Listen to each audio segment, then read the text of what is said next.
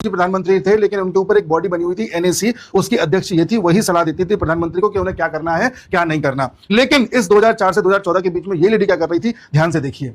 इस बीच 2008 का एक आर्टिकल है जिसे एक फ्रांस के व्यक्ति ने लिखा है, फ्रैंकोइस गुटेरियर ने। इनका कहना है कि 2008 में मैं भारत गया, मैंने ये देखा कि पूरे भारत में क्रिश्चियन पॉपुलेशन सिर्फ 2.3% है, लेकिन भारत के 5 राज्य ऐसे हैं जहां का सीएम क्रिश्चियन बनाया गया है, फिर चाहे नागालैंड हो, मिजोरम हो, मेघालय हो, केरल हो या आंध्र प्रदेश हो। क्या कारण था? साथ ही सोनिया गांधी के करीबी जितने भी लोग थे वो या तो क्रिश्चियन थे या मुसलमान थे या ऐसे लोग थे जो हिंदुओं से बहुत नफरत करते हैं। फॉर एग्जांपल अंबिका सोनी, जो कि क्रिश्चियन थी, कांग्रेस की जनरल सेक्रेटरी थी, सोनिया गांधी की करीबी थी और भारत के कई राज्यों पर उनका प्रभाव था। वो ऊपर से ऑब्जर्व करती थी कि सब सही चल रहा है कि नहीं चल रहा। उसी तरह से Oscar Fernandes union programme implementation minister बनाए गए थे। मार्गरेट अल्वा, ये महाराष्ट्र ऊपर से देख रही थी, यानी पूरा कंट्रोल इनके हाथ में था।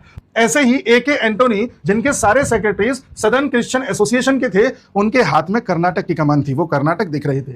उसी तरह से वेल्सन थेम्पू, जो कि हिंदू हेटर हैं, उनको एनसीईआरटी करिकुलम रिव्यू कमेटी का चेयरमैन बनाया गया था। जॉन दयाल, जो एक और हिंदू हेटर थे, इनको नेशनल इंटीग्रेशन काउंसिल का सदस्य बनाया हुआ था। इस काउंसिल में भी इस तरह के लोग थे जो ये बताते थे देश में क्या होना है क्या नहीं होना। कांचा इलिया, जो हिंदुओं से बहुत नफरत करते थे, इनका काम था यूएन में और यूएस कांग्रेस में जाकर के भारत के साथ संबंधों को बेहतर करना। अब ये किस तरह के पॉइंट्स देते होंगे हम सब जानते हैं। उसी तरह से अजीत जोगी, जो छत्तीसगढ़ के पहले सीएम बनाए गए थे सन 2000 में, कांग्रेस की सरकार आई थी, ये क्रिश्चियन थे। दिग्विजय सिंह 26/11 के बाद किस तरह से एक बुक लॉन्च करवा रहे थे जिसमें लिखा गया था हिंदू टेररिज्म। ये जो 26/11 हुआ ये आरएसएस ने करवाया है, ये हिंदुओं ने किया है। ये पूरी कोशिश कर रहे थे ये सिद्ध करने में कि तो हिंदू आतंकवाद है। इसी क्रम में इन्होंने आगे बताया है कि उस दरमियान लगभग 4000 फॉरेन क्रिश्चियन मिशनरीज चल रही थी जो अलग अलग स्टेट्स में कन्वर्जन का कार्यक्रम चला रही थी। त्रिपुरा का एग्जाम्पल दिया है, 1991 में त्रिपुरा में क्रिश्चियन थे ही नहीं, लेकिन जैसे जैसे वक्त बीतता गया 2011 तक वहां पर 90% तक की बढ़ोतरी देखी गई। इसका सबसे अच्छा उदाहरण मिलता है नॉर्थ ईस्ट में, किस तरह से ब्रिटिशर्स ने और कांग्रेस ने मिलकर के लोगों को कन्वर्ट किया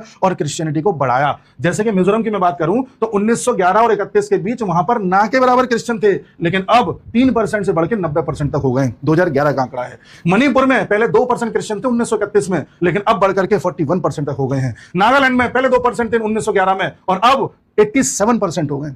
पूरे नागालैंड में 87%। अरुणाचल प्रदेश में भी बढ़ोतरी हुई है। असम, त्रिपुरा में भी, अब असम में तो बांग्लादेशी घुस गए तो परसेंटेज कम हो गया। त्रिपुरा में, जैसे कि मैं बता चुका हूं, सिक्किम में भी आप देखेंगे तो बढ़ोतरी हुई है। 1971 में 3.6% थे, 2011 में 7.7% हो गए। यानी कि पूरा का पूरा जो नॉर्थ ईस्ट है इसे कन्वर्ट कर दिया गया है। और नॉर्थ ईस्ट में आज जितनी भी मिशनरीज काम कर रही हैं, ये सिर्फ ब्रिटिशर्स की नहीं थी, इसमें कांग्रेस का भी हाथ रहा है। और जिस तरह से ट्राइबल पॉपुलेशन कन्वर्ट हो गई है, ये बता रहे हैं कि हमारे